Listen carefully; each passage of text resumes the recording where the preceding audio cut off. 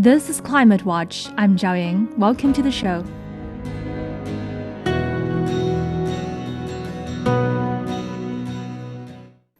China is the world's leader in renewable energy.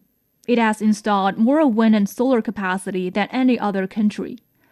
But building infrastructure is only part of the story. As more wind turbines and solar panels come online, a new challenge has emerged. How do you make sure all that clean electricity is actually used? In some parts of the country, renewable power is generated faster than the grid can absorb it. Meanwhile, major industrial and population centers are often located hundreds or even thousands of kilometers away from where that clean energy is produced. As a result, some renewable energy is being curtailed, meaning it cannot be fully transmitted or consumed. Now, China is trying to tackle that challenge with a new policy.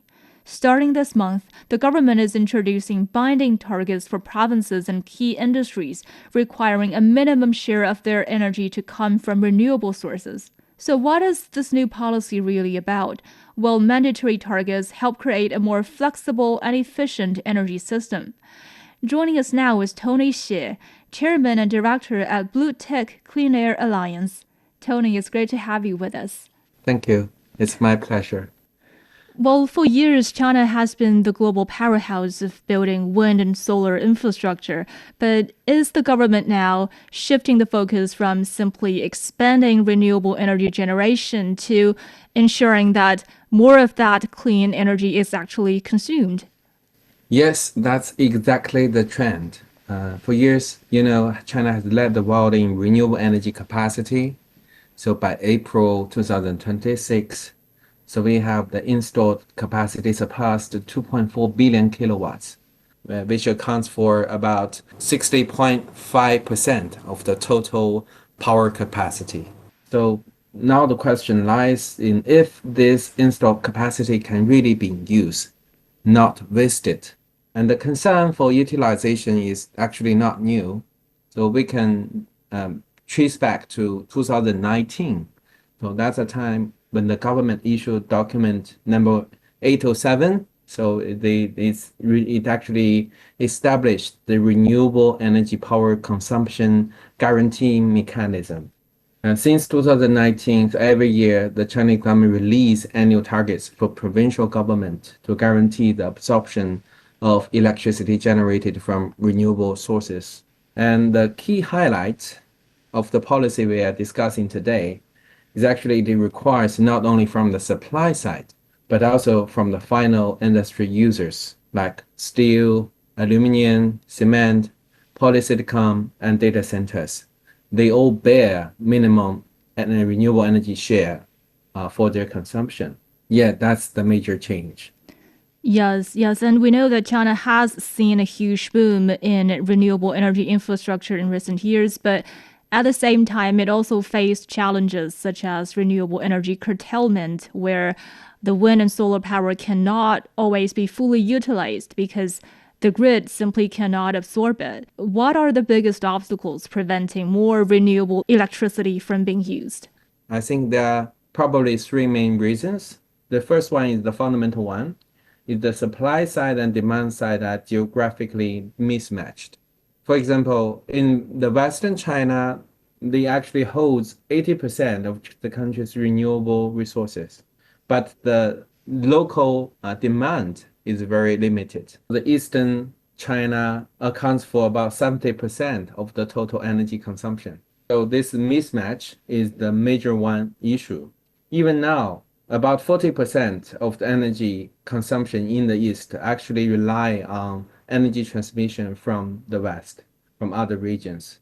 It's not limited to electricity, also including gas and coal. So the second reason is that because, for example, for electricity, we need to build up a west to east electricity transmission system to accommodate electricity generated from renewable sources in the west to the east. And now the overall west to east transmission capacity is about 340 million kilowatts. It's not enough. And the reason behind is that if you want to build up the transmission line, the construction period is about 5 to 8 years. to build. But if you want to build up a solar farm, it takes about 1 to 2 years. So there is a time lag between these two actions. So that's why in China's 15th five-year plan, so we have very clear targets. We will raise west to east electricity transmission capacity to 420 million kilowatts by 2030. And the third reason I want to say is that the electricity market reform that it happened last year, 2025. So because we have this new reform and all electricity generated from renewable sources will compete with other sources. So which make that as a result, sometimes in the middays when renewable energies are very sufficient, the price of electricity goes down to zero, even negative. So this will also lead to the curtailment of renewable energy. Yes, and you mentioned this geographic mismatch, like the energy generation is heavily concentrated in the west and north, while the demand is concentrated in the industrialized east and south part of China. But how does this new blueprint try to address this mismatch between where the energy is produced and where it is needed? So this new blueprint actually addresses the geographic mismatch through a dual track system that tackles both on the supply side and the demand side. On the supply side, the policy imposes binding renewable electricity consumption responsibility weights on provincial governments. So there are annual targets to each province they have to meet every year. So the targets are assigned based on energy resources, economic development stage, industrial structure, and so on. So it actually follows the policy framework that is established in 2019, but the targets are more scientific and also long-term driven. The other side is the demand side. This is new. This is the first time we impose mandatory requirements on final users. So we have five industries, including aluminum, steel, cement, polysilicon, and data center. So they have to make sure all energy consumptions, a minimum portion is from renewables. And also in this part, they do not only require them to consume electricity from renewables, they also embrace other forms of renewable energy, like renewable heating, cooling, green hydrogen, ammonia, methane, and bioenergy. So this can all be integrated as to meet their targets. So I think these two systems, these two, one on supply side, one on demand side, they're reinforcing each other and build up a very good system to move forward. Yes, and I think another challenge is that renewable energy is intermittent, like wind and solar. They're not 24/7. So, how does this policy encourage improvements in things like grid flexibility, energy storage, and demand management? Yes, this document actually built up a flexible power infrastructure from power generation, grid, and final users. We can keep on the tracks of the supply side and demand side logic. On the supply side, because we have requirements on government to absorb renewable energy generated. So through the supply side, for example, energy storage, as you mentioned, they will be promoted for both energy generation on the grid power management. And so to make sure from the generation side, supply side, is flexible enough to be absorbed into the grid. And also, it's not only for renewable energy because we also have the thermal power, the coal-fired power plants and the gas-fired power plants. So flexibility will also require to them because they need to be a good buffer for renewable energy generation. So they also need to increase their flexibility. And also the flexibility of the grid. We already discussed the long distance transmission and also there the electricity transmission between different provinces to make sure, okay, the grid is flexible as well. that's the supply side. For the demand side, I think this policy, this blueprint actually requires the final users to change the way of using energy. For example, the industries can increase their power consumption in the new time where we have plenty of solar and reduce them in the peak hours where the renewable energies are not enough. And for the final users, they can also adjust this through their own actions. For example, they can build solar stations, solar panels on the roof. They can install energy storage units to balance the change. And they can also build up, buy renewable energy directly from nearby sources. And also, the demand side can stimulate the company's participation in demand response.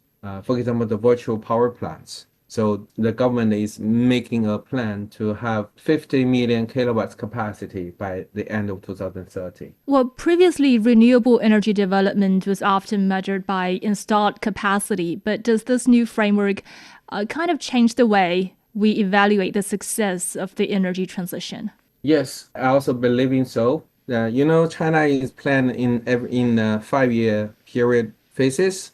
So we every 5 year we have a 5 year period. Up to 12th 5 year plan for the renewable energy development is still based on the installed capacity. And in 13th 5 year plan, it changed. The policy I mentioned before that is released in 2019, they actually strengthen requirements on the supply side, renewable energy consumption.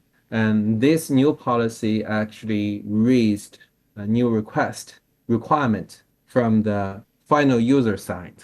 And I think another major change, major update is that this policy mentioned the renewable energy consumption is not only from electricity, but include non-electricity renewables. That's a major change. Yes, and if we take a closer look at this blueprint, we see that rather than applying the same growth rate everywhere, the policy introduces a regional differentiated mechanism where provinces with lower renewable energy consumption levels but greater potential may face faster increases in their targets, while those regions that are already close to saturation may scale up more gradually. Why is this approach important? I think this approach is to make sure this is a fair game. And the overarching goal, I think, for this policy is to deploy the maximum potential for every province in developing renewable energy. But we face the challenge that different provinces, they have very different situations. For example, the natural resources are very different, and also economic development stage, and also the energy structure, the power consumption levels are very different. So in the past, it's a more static approach. So the central government gave a target and then people follow. And the target are mostly based on the current stage, their current capacity. And I think this new policy is trying to build up a more dynamic approach. So for the dynamic approach, there are two dimensions to be considered. One is the current stage, including the natural resources, the economic levels, and the energy structure and the capacities. And the second dimension is the future potential. To evaluate the future potential and also current stage, and then to define a target for the province. And I think the target will not remain there and unchanged. So this is a dynamic system to be evolved along the time. Yes, indeed. And do you think this policy could change China's renewable energy industry from an investment-driven model into a more, consumption-driven model? I think it's not a fully shift. We can say it's a labeling event. It's a labeling time for the change. To my point of view, I think in future it's gonna be a two wheels driving the renewable energy development. One side is the capacity building. For example, we have the 15th 5 year plan. So based on the plan, the solar and the wind, the installed capacity will raise from 1.8 billion kilowatt to 2.8 billion kilowatt. So it's over 50% raise. So I think it will be still a very important perspective for renewable energy development. But on the other hand, this policy actually showed there will be very strong requirements for final consumers. At this stage, we already have five key industries. They've been listed here, and based on the design of the policy, we can see more industries will be included in future, like building, transportation. They mentioned EV charging, battery, and a lot of industries with high energy consumptions will be included. So I want to say this is a time for changing, and it's gonna be a two-wheel driving model in future, and consumption will be more and more important in future. The policy introduces quarterly monitoring and annual evaluations with companies that fail to meet targets required to purchase green certificates. How effective will this mechanism be in driving real renewable energy consumption? And how can we ensure that it does not become merely a compliance exercise? I think finally, if this policy will work, we can just look at the price of the green electricity certificate. Now the price is rising, and I think in future the price will become higher and higher. If the cost of buying green certificates is high enough to make the company feels okay, I would rather take more actions than buying and purchasing the green certificate, then more efforts were coming out. Okay, and also we see that for enterprises that still miss their targets, the ultimate stick is being integrated into national credit records and they'll be placed under enhanced supervision. But, I mean, in China's corporate ecosystem, how damaging is a green energy compliance black mark on a company's corporate reputation and business operations? I think the credit records issue is very serious and it's very important. I think there are two ways. Maybe I can make some examples. In power industry, China maybe is a country that highlights the term energy security. So to make sure energy security, so in the energy industry, we have three barrels, the Canuck, the three large oil companies, five large power generations, and six small power generation companies. They were all state-owned companies. If the company failed to achieve the targets, so they have credit records. I think firstly from the purchasing order, in future the company will have business collaboration with other power companies. So the whole system may reject this type of company. So it may be very difficult for them to participate in the bidding activities or because they have very bad records. That's from the purchasing order side. The other one is about borrow money from the banks. So if a company have poor records, it will be difficult for them to get loans from the banks. For power sector, I think this is crucial because a lot of projects they need very heavy investment, but the heavy investment will heavily rely on loans from the bank. So my feeling that the credit records is something very vital. It's not just some small games that you can play off. Yeah, and we know that China is also expanding its digital economy and, data centers are becoming major electricity consumers. How important will green power consumption be in reducing the carbon footprint of the AI and computing boom? Yes, China now has a lot of investment on AI DC. Is estimated in the 15th five-year plan period. So every year, the newly added energy consumption for AI DC is over 10 billion kilowatt hour. So by 2030, the overall energy consumption will be about 70 billion kilowatt hour. So it's about 5% of the total society energy consumption. In 2035, it almost reached to 9% of the total consumption. So it's huge.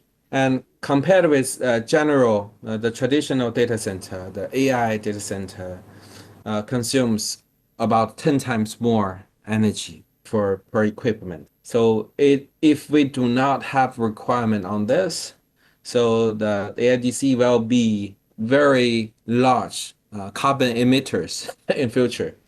We're talking about the secondary emission. Hmm. So this policy is very important because it set up a red line that the requirement for large data center, they will have to make sure 80% of the electricity consumed are from renewables.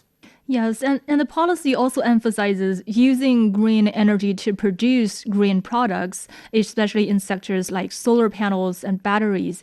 How important is this idea for building a cleaner industrial supply chain? I think there are two dimensions for this concern. So one is the green industries should be green. For example, the solar panels, batteries, they've been considered as green technologies. But for China, when we do carbon neutrality, it's not only traditional industries, it should cover every industry. So all green industries should be green. Recently in China, like for example, the solar industry just released the three standards. They were all related to the energy density requirements.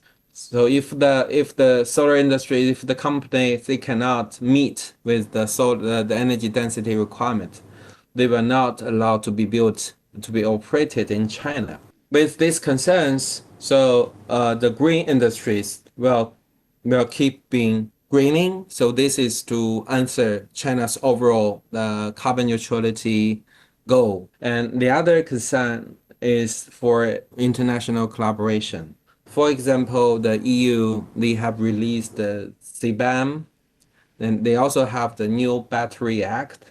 So this all requires the green products to have their embedded emission to be low enough at a certain level than to avoid unnecessary tax. So China to build up to the green energy to produce green products is actually a way to be better merge into the international market. Okay. And, another notable feature of this policy is that it expands beyond renewable electricity and includes non-electric renewable energy consumption, such as green hydrogen and green fuels. Why is this significant? Yes, I think this is really significant because we've been more engaged with the acceleration of green technologies in China. So in terms of green innovations for hydrogen, for green fuels, so we have a lot of innovations in China. So in many ways, China is leading the world. But the development of these companies are not as good as we expected. The major reason is that there is no stable fixed market. So because they were all at very early stage, and so they need what we can say a future market, something tangible market to help investors to build up their confidence to invest in these companies. So this policy actually embraces, we say, renewable energy heating, hydrogen, and e-fuels. All this, they actually build up a better market basis to make sure that we can have more renewable energy sources to be put into this exercise. And also, it release the pressure from the grid because if we only focus on electricity and we only focus on west to east electricity transmission, so there is a huge limitation about the infrastructure. But if we consider all these distributed renewable energy sources, we can release the pressure. Yeah, but green hydrogen and green e-fuels, they are still more expensive than their fossil fuel-based alternatives, and that is why they are facing challenges in building demand. But will mandatory consumption targets be enough to make these industries commercially viable, or will they still require, additional policy support? I think now is only the starting point. So we have the requirements. We have embracing the other form of renewable energy into consideration. But how effective this will be, it still depends. Depends on, okay, the penetration rate of different renewable energy technologies in the key industries, and also depend on the enlarging of the scope. Now it's five industries. In future, there will be more industries. And then I think it's now it's only a starting time. It's not fixing the whole issue, but it's good. We already have this, so people have a tangible expectation that okay, the renewable energy, the hydrogen, the e-fuels, there will be a price because this price is not only the price for generation, there's a price for environmental compliance. So there is an additional value that will be added in. Yeah, and could this policy put pressure on industries that already face higher production costs? I mean, how should policymakers balance climate goals with industrial competitiveness? Yes, definitely. I think for aluminum sector, for steel sector, the electricity prices is already a huge part of their overall product cost. And this dual requirement will definitely increase the cost levels. And how to balance that? I think if the company only buys green certificates to achieve compliance. So this will definitely add the cost. If the company choose other forms, like they build up renewable energy facilities by themselves, or they find nearby renewable energy and buy directly from them and have long-term contract, and sometimes they can even get lower price than traditional thermal power. So it actually asks these companies to take very proactive approach to handle the issues. And also for the target setting, I think now the targets it's a region, it's a range. It's not every company in within one sector they have the same targets. So this range actually considered the difficulties from the company. And also, this policy offered 3 months buffering time. So, if they cannot meet, they can still take some remediation actions, like to buy green certificates, to make compliance. So I think the policy has already considered this, but the key is that the companies should be more proactive to deal with this issue. They should not wait till the very end, and then it will be a much higher cost for them. Okay, thank you, Tonny Xie, Chairman and Director at Bluetech Clean Air Alliance. Thank you so much for joining us today. Thank you. And that wraps up this edition of Climate Watch. You can find more episodes on your favorite podcast platforms. Just search for Climate Watch and hit subscribe. Don't forget to leave us a quick review or share it with a friend. You can also email us at radio@cjtn.com with your questions or feedback. And stay updated on the latest climate stories with our Substack newsletter, Climate Choices. I'm Zhao Ying. Thank you so much for listening. See you next time.